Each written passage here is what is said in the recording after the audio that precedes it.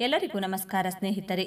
2025 February 12 ಮಾಘ ಮಾಸ ಭಾರತ ಹುಣ್ಣಿಮೆ ನಂತರ 5 ರಾಶಿಯವರಿಗೆ ರಾಜಯೋಗ ಶುರುವಾಗಿದೆ. ಈ 5 ರಾಶಿಯವರು ಪ್ರತಿಯೊಂದು ಕ್ಷೇತ್ರದಲ್ಲೂ ಅಧಿಕ ಲಾಭವನ್ನು ಪಡೆಯುತ್ತಾರೆ. ತಮ್ಮ ಜೀವನದಲ್ಲಿ ಎಲ್ಲ ರೀತಿಯ ಸಮಸ್ಯೆಗಳಿಂದ ಮುಕ್ತರಾಗುತ್ತಾರೆ. ಹಾಗಾದರೆ ರಾಜಯೋಗ ಇರುವ ರಾಶಿಗಳು ಯಾವುವು? ಯಾವ ಕ್ಷೇತ್ರದಲ್ಲಿ ಅದೃಷ್ಟ ಹೊಂದಿದ್ದಾರೆ? ಯಾವ ಕ್ಷೇತ್ರದಲ್ಲಿ ಅವರು ಮುಟ್ಟಿದ್ದೆಲ್ಲ ಚಿನ್ನವಾಗಲಿದೆ? ಜೊತೆಗೆ ಹುಣ್ಣಿಮೆಯ ದಿನ ಯಾವೆಲ್ಲ ಪರಿಹಾರಗಳನ್ನು ಮಾಡಿದರೆ ಸಂಪೂರ್ಣ ಅದೃಷ್ಟ ನಿಮ್ಮದಾಗುತ್ತದೆ ಎನ್ನುವ ಬಗ್ಗೆ ಕೂಡ ನೋಡೋಣ ಬನ್ನಿ. ವಿಶೇಷವಾದ ಈ ಮಾಘ ಮಾಸದ ಹುಣ್ಣಿಮೆ ದಿನ 3 ನಿಂಬೆ ಹಣ್ಣಿನಿಂದ ಮಾಡುವ ಈ ಚಿಕ್ಕ ಪರಿಹಾರದಿಂದ ಹಣ ವೃದ್ಧಿಯಾಗುತ್ತೆ, ಆರೋಗ್ಯ ವೃದ್ಧಿಯಾಗುತ್ತೆ, ಮನೆಗೆ ಬಂದಿರುವಂತಹ ಕೆಟ್ಟ ದೃಷ್ಟಿ ದೋಷಗಳು, ಮಾಟಮಂತ್ರಗಳು ನಿವಾರಣೆಯಾಗುತ್ತೆ, ಅದೃಷ್ಟ ಕೂಡಿ ಬರುತ್ತೆ.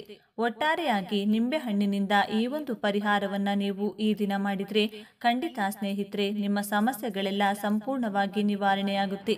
ಏನು ಮಾಡಬೇಕು ಅಂತ ನೋಡೋಣ ಬನ್ನಿ. ಅದಕ್ಕೂ ಮುಂಚೆ ನೀವಿನ್ನು ಚಾನಲ್ಗೆ ಸಬ್ಸ್ಕ್ರೈಬ್ ಆಗಿಲ್ಲ ಅಂದರೆ ಈಗಲೇ ಸಬ್ಸ್ಕ್ರೈಬ್ ಆಗಿ, ಹಾಗೆ ವಿಡಿಯೋಗೆ ಲೈಕ್ ಮಾಡಿ, ವಿಡಿಯೋ ಸ್ಕಿಪ್ ಮಾಡದೆ ಕೊನೆ ತನಕ ನೋಡಿ. ವೃಷಭ ರಾಶಿ. ವೃಷಭ ರಾಶಿಯವರಿಗೆ ರಾಜಯೋಗವಿದೆ. ವೃಷಭ ರಾಶಿಯವರು ಅದೃಷ್ಟದ ಪಟ್ಟಿಯಲ್ಲಿದ್ದಾರೆ. ಹುಣ್ಣಿಮೆಯ ನಂತರ ವೃಷಭ ರಾಶಿಯವರ ಮನೆಗೆ ಅದೃಷ್ಟ ಲಕ್ಷ್ಮಿ ಪ್ರವೇಶ ಮಾಡುತ್ತಾಳೆ. ಆರೋಗ್ಯ ಸಮಸ್ಯೆ, ನಕಾರಾತ್ಮಕ ಶಕ್ತಿ ಇದ್ರೆ ಮನೆಯಲ್ಲಿ ಯಾವುದೇ ರೀತಿಯ ಏಳಿಗೆ ಕಂಡು ಬರುವುದಿಲ್ಲ. ಅಂದ್ರೆ ಇದರಿಂದ ಮುಕ್ತರಾಗುವಿರಿ. ಮನೆಯಲ್ಲಿ ಹಣ ತುಂಬಿರಲಿದೆ. ಆರ್ಥಿಕ ಜೀವನ ಅಚ್ಚರಿ ಮೂಡಿಸುವಂತೆ ಬದಲಾಗಲಿದೆ. ಇದಕ್ಕೆ ನೀವು ಕೆಲ ಪರಿಹಾರಗಳನ್ನು ಪಾಲಿಸಬೇಕು. ಆ ಸರಳ ಪರಿಹಾರಗಳನ್ನು ಕೊನೆಯಲ್ಲಿ ನೀಡಲಾಗಿದೆ. ಅದನ್ನು ಅನುಸರಿಸಿ ನಿಮ್ಮ ಮನೆ ಬಾಗಿಲಿಗೆ ಬಂದು ನಿಂತಿರುವ ಲಕ್ಷ್ಮೀ ದೇವಿಯನ್ನ ಮನೆಗೆ ಆಹ್ವಾನಿಸಿ. ಸಿಂಹರಾಶಿ. ಸಿಂಹರಾಶಿಯವರಿಗೆ ರಾಜಯೋಗ ಆರಂಭವಾಗಿದೆ. ವಾಹನ ಮತ್ತು ಮನೆ ಖರೀದಿ, ಉದ್ಯೋಗ ಆರಂಭಿಸುವ ಕನಸು ನನಸಾಗಲಿದೆ. ಸಿಂಹರಾಶಿಯವರು ಎಲ್ಲ ಕ್ಷೇತ್ರದಲ್ಲಿ ಅಭಿವೃದ್ಧಿಯನ್ನ ಕಾಣುವಿರಿ. ಹುಣ್ಣಿಮೆಯ ನಂತರ ನಿಮ್ಮ ಜೀವನವೇ ಬದಲಾಗಲಿದೆ. ಮನೆ ಖರೀದಿಯ ನಿಮ್ಮ ಕನಸು ನನಸಾಗಲಿದೆ. ಹೊಸ ಉದ್ಯೋಗ ಆರಂಭಿಸಬೇಕು ಅಂದುಕೊಂಡಿದ್ದಲ್ಲಿ ಈ ಸಮಯ ಉತ್ತಮವಾಗಿದೆ. ಸಿಂಹರಾಶಿಯವರು ಮುಟ್ಟಿದ್ದೆಲ್ಲವೂ ಚಿನ್ನವಾಗಲಿದೆ. ಆದರೆ ಇದಕ್ಕಾಗಿ ಕೆಲ ಪರಿಹಾರಗಳನ್ನು ನೀಡಲಾಗಿದೆ. ಅದನ್ನು ಅನುಸರಿಸಿ ನಿಮ್ಮ ಜೀವನದಲ್ಲಿ ಹೊಸ ಬೆಳಕು ಮೂಡುತ್ತದೆ. ಕನ್ಯಾ ರಾಶಿ. ಕನ್ಯಾ ರಾಶಿಯವರು ರಾಜಯೋಗದ ಪಟ್ಟಿಯಲ್ಲಿದ್ದಾರೆ. ಕನ್ಯಾ ರಾಶಿಯವರು ಉದ್ಯೋಗ ಸಮಸ್ಯೆಯಿಂದ ಬಳಲುತ್ತಿದ್ರೆ, ಮದುವೆ ವಿಚಾರದಲ್ಲಿ ಸೋಲಾಗುತ್ತಿದ್ರೆ ಈ ಸಮಸ್ಯೆ ದೂರವಾಗಲಿದೆ.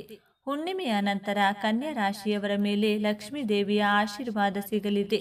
ಹುಣ್ಣಿಮೆಯ ನಂತರ ನೀವು ಸಮಸ್ಯೆಗಳಿಂದ ಮುಕ್ತರಾಗುವಿರಿ. ಕೆಲ ಕಾರ್ಯಗಳನ್ನು ಹುಣ್ಣಿಮೆಯೆಂದು ನಿರ್ವಹಿಸಿದರೆ ಕನ್ಯಾ ರಾಶಿಯವರಿಗೆ ಎಂದೂ ಕೂಡ ಹಣದ ಸಮಸ್ಯೆ ಎದುರಾಗುವುದಿಲ್ಲ. ಕನ್ಯಾ ರಾಶಿಯವರು ನಿರ್ವಹಿಸಬೇಕಾದ ಕ್ರಮಗಳನ್ನು ನೀಡಲಾಗಿದೆ. ಮಕರ ರಾಶಿ. ಮಕರ ರಾಶಿಯವರಿಗೂ ರಾಜಯೋಗವಿದೆ. ಹುಣ್ಣಿಮೆಯ ನಂತರ ಅದೃಷ್ಟ ಲಕ್ಷ್ಮಿ ಒಲಿಯುತ್ತಾಳೆ. ಮನೆಯಲ್ಲಿ ಹಣದ ಸಮಸ್ಯೆ ಇದ್ರೆ, ನಾನಾ ಸಮಸ್ಯೆಗಳಿಂದ ನೀವು ಬಳಲುತ್ತಿದ್ರೆ ಎಲ್ಲ ಸಮಸ್ಯೆಗಳು ದೂರವಾಗುತ್ತವೆ. ಅದೃಷ್ಟದ ಪಟ್ಟಿಯಲ್ಲಿ ಮಕರ ರಾಶಿಯವರಿರುವುದರಿಂದ ಲಕ್ಷ್ಮೀ ದೇವಿ ಎಲ್ಲ ರೀತಿಯ ಸಮಸ್ಯೆಗಳನ್ನು ದೂರ ಮಾಡುತ್ತಾಳೆ. ಜೀವನದಲ್ಲಿ ಎಲ್ಲ ರೀತಿಯ ಸಮಸ್ಯೆಗಳನ್ನು ಬಗೆಹರಿಸುತ್ತಾಳೆ. ಆದರೆ ಹುಣ್ಣಿಮೆಯೆಂದು ನೀವು ಕೆಲ ಪರಿಹಾರಗಳನ್ನು ಮಾಡುವುದರಿಂದ ಜೀವನದುದ್ದಕ್ಕೂ ಸಮಸ್ಯೆಗಳು ನಿಮಗೆ ಎದುರಾಗುವುದಿಲ್ಲ. ಆ ಪರಿಹಾರಗಳನ್ನು ಕೊನೆಯಲ್ಲಿ ನೀಡಲಾಗಿದೆ. ಅದನ್ನು ತಪ್ಪದೆ ಅನುಸರಿಸಿ. ಕುಂಭರಾಶಿ. ಕುಂಭರಾಶಿಯವರು ಹುಣ್ಣಿಮೆಯ ನಂತರ ಹಣದ ಕ್ಷೇತ್ರದಲ್ಲಿ ಅಧಿಕ ಲಾಭ ಗಳಿಸುತ್ತಾರೆ. ಹಣದ ಸಮಸ್ಯೆ ದೂರವಾಗುತ್ತದೆ. ಸಾಲದ ಸುಳಿಯಲ್ಲಿದ್ರೆ, ಹಣದ ನಷ್ಟವಿದ್ರೆ ಇನ್ಮುಂದೆ ಚಿಂತಿಸುವ ಅಗತ್ಯವಿಲ್ಲ.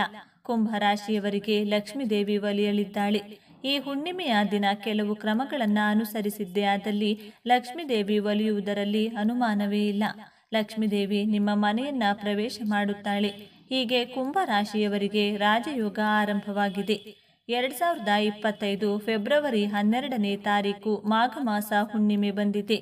ಬಹಳ ವಿಶೇಷವಾದ ಹುಣ್ಣಿಮೆ ಇದಾಗಿದ್ದು ಶಿವನಿಗೆ ಬಲು ಇಷ್ಟವಾದಂತಹ ಈ ದಿನ ಈ ವಿಧಿವಿಧಾನವನ್ನು ಪಾಲಿಸುತ್ತಾ ಈ 3 ವಿಶೇಷ ಕೆಲಸವನ್ನ ಮಾಡಿದರೆ ನಿಮಗೆ ಪ್ರಸ್ತುತ ಇರುವಂತಹ ಮಾನಸಿಕ ವೇದನೆ, ಹಣದ ಸಂಕಷ್ಟ, ಆರೋಗ್ಯದ ಸಮಸ್ಯೆ, ಉದ್ಯೋಗದ ಕಷ್ಟಗಳು, ಶತ್ರುಗಳಿಂದ ಆಗುವಂತಹ ದೊಡ್ಡ ದೊಡ್ಡ ತೊಂದರೆಗಳು ದೂರವಾಗಿ ಅನೇಕ ರೀತಿಯ ಶುಭ ಫಲಗಳು ಪ್ರಾಪ್ತಿಯಾಗುತ್ತೆ. ಮಹಾಶಿವನ ಅನುಗ್ರಹದ ಜೊತೆಗೆ ಪಿತೃದೇವತೆಗಳ ಸಂಪೂರ್ಣ ಕೃಪೆ ಉಂಟಾಗಿ ದೊಡ್ಡ ಮಟ್ಟದ ಯಶಸ್ಸನ್ನು ನೀವು ಕಾಣಬಹುದು. ಈ ಮಾಘ ಮಾಸ ಹುಣ್ಣಿಮೆಯ ದಿನದಂದು ಶಿವ ಪಾರ್ವತಿಯರಿಗೆ ಸಂಬಂಧಪಟ್ಟಂತ ಪರಿಹಾರಗಳನ್ನು, ಪೂಜೆಗಳನ್ನು, ಅನುಷ್ಠಾನಗಳನ್ನು ಮಾಡಿಕೊಳ್ಳಲು ತುಂಬಾ ಶ್ರೇಷ್ಠ ದಿನ ಅಂತ ಹೇಳ್ಬೋದು. ಈ ಮಾಘ ಮಾಸ ಭಾರತ ಹುಣ್ಣಿಮೆ ಬಗ್ಗೆ ಶಿವಪುರಾಣದಲ್ಲಿ ಅದ್ಭುತವಾಗಿ ತಿಳಿಸಿದ್ದಾರೆ. ಈ ದಿನ ಶಿವಲಿಂಗದ ಮೇಲೆ ಅರ್ಚಕರು ಬಿಲ್ವ ಪತ್ರೆಯನ್ನ ಇಟ್ಟಾಗ ಅದರ ಮೇಲೆ ಒಂದು ಕಪ್ಪು ಇರುವ ಆಕಸ್ಮಿಕವಾಗಿ ಬಿದ್ದು ಎಲ್ಲಿಗೆ ಹೋಗಬೇಕು ಎಂದು ತಿಳಿಯದೆ ಶಿವಲಿಂಗದ ಮೇಲೆ ಸುತ್ತಿ ತನಗೆ ತಿಳಿಯದೆ ಪ್ರದಕ್ಷಿಣೆಯನ್ನ ಹಾಕಿತ್ತಂತೆ. ಈ ಫಲವಾಗಿ ಮರುಜನ್ಮದಲ್ಲಿ ಕಾಶಿ ರಾಜ್ಯಕ್ಕೆ ರಾಜನಾಗಿ ಜನಿಸಿ ಆ ಇರುವೆ ಸಕಲ ಐಶ್ವರ್ಯವನ್ನ ಪಡೆದಂತೆ. ಆದ್ದರಿಂದ ಈ ದಿನ ಪ್ರತಿಯೊಬ್ಬರೂ ಕೂಡ ನಿಮ್ಮ ಮನೆಗೆ ಸಮೀಪದಲ್ಲಿ ಇರುವಂತಹ ಶಿವ ದೇವಾಲಯಕ್ಕೆ ತೆರಳಿ ತಪ್ಪದೆ ಶಿವನಿಗೆ ಪ್ರದಕ್ಷಿಣೆಯನ್ನ ಹಾಕಬೇಕು.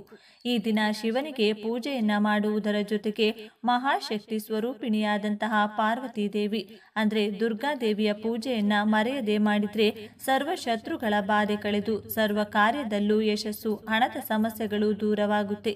ಸರ್ವ ಕಾರ್ಯದಲ್ಲೂ ಯಶಸ್ಸು ಉಂಟಾಗಿ ಹಣದ ಸಮಸ್ಯೆಗಳು ದೂರವಾಗುತ್ತಾ ಹೋಗುತ್ತೆ.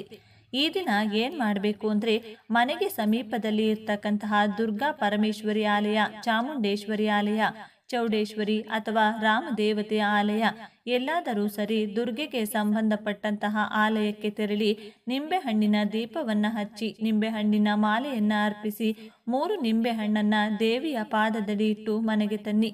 ಒಂದನ್ನ ಮನೆಗೆ ದೃಷ್ಟಿ ತೆಗೆದು ಒಡೆದು ಹಾಕಿ, ಮತ್ತೊಂದು ನಿಂಬೆಹಣ್ಣನ್ನ ಪಾನಕ್ಕೆ ಮಾಡಿ ಮನೆಯ ಮಂದಿಯೆಲ್ಲ ಸೇವಿಸಿ, ಉಳಿದ ಮತ್ತೊಂದು ನಿಂಬೆಹಣ್ಣನ್ನ ಸಾಧ್ಯವಾದ್ರೆ ಮನೆಯ ಹೊಸ್ತಿಲಿಗೆ ಕಟ್ ಮಾಡಿ ಹೊಸ್ತಿಲ 2 ಭಾಗದಲ್ಲಿಡಿ. ಇಲ್ಲಿ ಮನೆಯ ಹೊರಭಾಗ ಬಾಗಿಲಿಗೆ ಕಟ್ಟಿ. ಈ ಒಂದು ಕೆಲಸವನ್ನ ಮಾಡುವುದರಿಂದ ಸಕಲ ಶತ್ರು ಬಾಧೆಗಳು, ಮನೆಯಲ್ಲಿ ಕಲಹಗಳು, ಮನೆಯ ಯಜಮಾನನಿಗೆ ಆಗಾಗ ಉಂಟಾಗುವಂತಹ ಅನಾರೋಗ್ಯಗಳು, ಕಾರ್ಯ ನಷ್ಟಗಳು ಕಡಿಮೆಯಾಗಿ ಎಲ್ಲ ವಿಧದಲ್ಲೂ ಒಳಿತಾಗ್ತಾ ಹೋಗುತ್ತೆ. ಹಾಗೆಯೇ ಗ್ರಾಮ ದೇವತೆಗೆ ದುರ್ಗಾ ಮಾತೆಗೆ ಮೊಸರನ್ನವನ್ನ ನೈವೇದ್ಯವಾಗಿ ಮಾಡಿಸಿ 4 ಜನರಿಗೆ ಹಂಚಿ. ಇದರಿಂದ ಮನಃಶಾಂತಿ ಹಾಗೂ ಮನೆಯ ಸದಸ್ಯರ ಆರೋಗ್ಯ ವೃದ್ಧಿಯಾಗ್ತಾ ಹೋಗುತ್ತೆ. ಇನ್ನು ಮಹಾಶಿವನಿಗೆ ಈ ದಿನ ಸಂಧಿವರ್ಧನ ಪುಷ್ಪ, ಬಿಳಿ ಎಕ್ಕದ ಪುಷ್ಪ ಅಥವಾ ಬಿಲ್ವ ದಳವನ್ನ ತಪ್ಪದೆ ಅರ್ಪಿಸಿ ಓಂ ನಮಃ ಶಿವಾಯ ಎಂದು ಸಾಧ್ಯವಾದಷ್ಟು ಬಾರಿ ಹೇಳಿಕೊಳ್ಳಿ. ಯಾರಿಗೆ ಕುಜದೋಷ ಇದೆ, ಮದುವೆ ಭಾಗ್ಯ ಕೂಡಿ ಬರ್ತಿಲ್ಲ, ವಯಸ್ಸು ದಾಟಿದರೂ ಹುಡುಗ ಅಥವಾ ಹುಡುಗಿ ಸೆಟ್ ಆಗ್ತಿಲ್ಲ ಅಂದ್ರೆ ಎತ್ತುಗಳಿಗೆ ಮರೆಯದೆ ಬೆಲ್ಲದಿಂದ ಮಾಡಿದಂತಹ ಸಿಹಿಯನ್ನ ತಿನ್ನಿಸಿ ಅಥವಾ ಬೆಲ್ಲದ ಚೂರನ್ನ ಮೇವಿನ ಜೊತೆಗೆ ತಿನ್ನಿಸಿದರೂ ಕೂಡ ಶಿವಾನುಗ್ರಹದಿಂದ ಕಂಕಣ ಭಾಗ್ಯ ಕೂಡಿ ಬರುತ್ತೆ. ಕುಜದೋಷಗಳು ದೂರವಾಗುತ್ತೆ, ಜಾತಕ ದೋಷಗಳು ನಶಿಸಿ ಹೋಗುತ್ತೆ. ಇನ್ನು ಪ್ರಸ್ತುತ ಕಾಲದಲ್ಲಿ ಎಲ್ಲರಿಗೂ ಇರುವಂತಹ ಅತಿ ಮುಖ್ಯ ಸಮಸ್ಯೆ ಅಂದರೆ ಅದು ಹಣಕಾಸಿನ ಸಮಸ್ಯೆ. ಎರಡನೆಯದು ಶತ್ರುಬಾಧೆ. ಈ 2 ಪ್ರಮುಖ ಸಮಸ್ಯೆಗಳು ಈ ಹುಣ್ಣಿಮೆ ಶಕ್ತಿಯಿಂದ ದೂರವಾಗಲು ದೇವಿಯ ಆರಾಧನೆಯನ್ನ ಮಾಡಿಕೊಳ್ಬೇಕು. ದೇವಿಯ ವಿಶೇಷ ಮಂತ್ರವನ್ನ ಪಠಿಸಿ ಈ ರೀತಿ ಪ್ರಾರ್ಥನೆಯನ್ನ ಮಾಡಿಕೊಳ್ಳಬೇಕು. ಓಂ ಹ್ರೀಂ ಅಷ್ಟಮಹಾಲಕ್ಷ್ಮೀ ನಮಃ ಎಂದು ಸಾಧ್ಯವಾದಷ್ಟು ಬಾರಿ ಹೇಳಿಕೊಂಡು ಹಣದ ಸಂಕಷ್ಟ ಕಳೆಯಲು ಮುಖ್ಯವಾಗಿ ಬೇಕಾಗಿರುವುದು ನೆಮ್ಮದಿ ಹಾಗೂ ಯಶಸ್ಸು.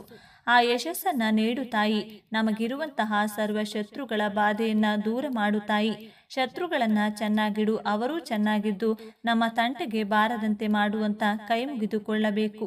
ವಿಶೇಷವಾಗಿ ಪ್ರಾರ್ಥನೆಯನ್ನ ಮಾಡಿಕೊಳ್ಳಿ. ಇದರಿಂದ ಹಣದ ಸಮಸ್ಯೆ, ಶತ್ರುಗಳ ಸಮಸ್ಯೆ ಕಳೆಯುವುದಷ್ಟೇ ಅಲ್ಲದೆ ನಿಮ್ಮ ಮನೆಗೆ ಕುಟುಂಬದ ಸದಸ್ಯರಿಗೆ ಮಾಟ ಮಂತ್ರ, ದುಷ್ಟಶಕ್ತಿಗಳ ಕಾಟ ಕೆಲಸ ಮಾಡದಂತೆ ಆ ದೇವಿಯೇ ರಕ್ಷಣೆಯಾಗಿ ನಿಲ್ಲುತ್ತಾಳೆ. ನಂತರ ಪಕ್ಷಿ ಪ್ರಾಣಿಗಳಿಗೆ ಆಹಾರವನ್ನ ಹಾಕಿ ಪಿತೃಗಳ ಹೆಸರನ್ನ ಹೇಳ್ತಾ ನಮಸ್ಕಾರವನ್ನ ಮಾಡಿಕೊಳ್ಳಬೇಕು. ಯಾರಿಗಾದರೂ ಒಂದು ದಿನಕ್ಕೆ ಆಗುವಂತಹ ಊಟದ ರೇಷನ್ನನ್ನ ಅಂದ್ರೆ ಸ್ವಯಂ ಪಾಕದ ರೀತಿ ನೀಡಿದ್ರೂ ಪಿತೃಗಳು ಸಂತೃಪ್ತರಾಗುತ್ತಾರೆ. ಪಿತೃಗಳ ಕೃಪೆಯಿಂದ ವಂಶದ ಅಭಿವೃದ್ಧಿ ಅನ್ನೋದು ಆಗ್ತಾ ಹೋಗುತ್ತೆ. ಈ ಹುಣ್ಣಿಮೆ ದಿನ ಮರೆಯದೆ ಶಿವನ ದೇಗುಲದಲ್ಲಿ ಪ್ರದಕ್ಷಿಣೆಯನ್ನ ಮಾಡಿ, ಅದರಲ್ಲೂ ಚಂಡಿ ಪ್ರದಕ್ಷಿಣೆಯನ್ನ ಮಾಡಿದ್ರೆ ತುಂಬಾ ಒಳ್ಳೆಯದು. ಹಾಗೆಯೇ ಈ ಒಂದು ಹುಣ್ಣಿಮೆ ಮತ್ತೊಂದು ಪ್ರತ್ಯೇಕತೆ ಏನೆಂದ್ರೆ ನವಗ್ರಹಗಳಲ್ಲಿ ಚಂದ್ರನಿಗೆ ಒಮ್ಮೆ ಚರ್ಮದ ಸಮಸ್ಯೆ ಬಂದಾಗ, ಆರೋಗ್ಯದ ಸಮಸ್ಯೆ ಬಂದಾಗ ಮಹಾಶಿವನಿಗೆ ಈ ಹುಣ್ಣಿಮೆ ದಿನ ಗೋವಿನ ಹಾಲು ಹಾಗೂ ಮೊಸರಿನಿಂದ ಅಭಿಷೇಕವನ್ನ ಮಾಡಿ ಆ ಅನಾರೋಗ್ಯ ಸಮಸ್ಯೆಯಿಂದ ಮುಕ್ತಿ ಪಡೆದಿದ್ದನಂತೆ.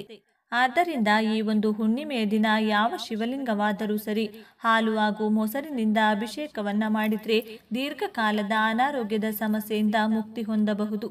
ಶಿವನ ಕೃಪೆಯಿಂದ ಆರೋಗ್ಯ ವೃದ್ಧಿಯಾಗುತ್ತೆ, ಆರೋಗ್ಯ ಸದಾಕಾಲ ಚೆನ್ನಾಗಿರುತ್ತೆ. ಜೊತೆಗೆ ಈ 3 ನಾಮಗಳನ್ನ ಹೇಳಿಕೊಳ್ಳಿ ಶಿವಲಿಂಗಕ್ಕೆ ಅಭಿಷೇಕವನ್ನ ಮಾಡಿರುವುದಾಗುವುದು ಅಥವಾ ಅಭಿಷೇಕವನ್ನ ಮಾಡಿಸೋದಾಗಿರಬಹುದು, ಮಾಡಿಕೊಳ್ಳಬಹುದು. ಇಲ್ಲ ಅಭಿಷೇಕವನ್ನ ಮಾಡಲು ಅಥವಾ ಮಾಡಿಸಲು ಸಾಧ್ಯವಿಲ್ಲ ಅನ್ನೋದಾದ್ರೂ ಕೂಡ ಈ 3 ನಾಮಗಳನ್ನ ಹೇಳಿಕೊಂಡ್ರೆ ಅದ್ಭುತವಾದಂತಹ ಫಲಪ್ರಾಪ್ತಿಯಾಗುತ್ತೆ. ದೀರ್ಘಕಾಲದ ಅನಾರೋಗ್ಯದ ಸಮಸ್ಯೆಗಳು ಕಳೆದು ಶಿವಾನುಗ್ರಹಕ್ಕೆ ಪಾತ್ರರಾಗಬಹುದು. ಈ 3 ನಾಮಗಳು ಯಾವುವು ಅಂತ ನೋಡೋದಾದ್ರೆ ಬಿಲಾಂಬಿಕೇಶ, ವೈದ್ಯೇಶ, ಭವರೋಗ ಹರೇ ತಿಜ. ಮತ್ತೊಮ್ಮೆ ಹೇಳಿ, ಬಾಲಾಂಬಿಕೇಶ, ವೈದ್ಯೇಶ, ಭವರೋಗ ಹರೇ ತಿಜ. ಈ 3 ನಾಮವನ್ನ ಹೇಳ್ಕೊಂಡು ಈ ದಿನ ತಪ್ಪದೆ ಶಿವನಿಗೆ ನಮಸ್ಕಾರವನ್ನ ಮಾಡಿಕೊಳ್ಳಿ. ನೋಡಿದ್ರಲ್ಲ, ಮಾಘ ಮಾಸದ ಹುಣ್ಣಿಮೆಯ ದಿನ ಯಾವೆಲ್ಲ ವಿಧಿವಿಧಾನವನ್ನ ಪಾಲಿಸಬೇಕು ಅಂತ ಇವತ್ತಿನ ಈ ವಿಡಿಯೋದಲ್ಲಿ ತಿಳಿಸಿಕೊಟ್ಟಿದ್ದೇವೆ. ಈ ಮಾಹಿತಿ ನಿಮಗೆ ಇಷ್ಟ ಆದರೆ ತಪ್ಪದೆ ಈ ವಿಡಿಯೋನ ಪ್ರತಿಯೊಬ್ಬರಿಗೂ ಕೂಡ ಶೇರ್ ಮಾಡಿ. ಎಲ್ಲರೂ ಭಕ್ತಿಯಿಂದ ಓಂ ನಮಃ ಶಿವಾಯ ಅಂತ ಕಮೆಂಟ್ ಮಾಡಿ. ಧನ್ಯವಾದಗಳು.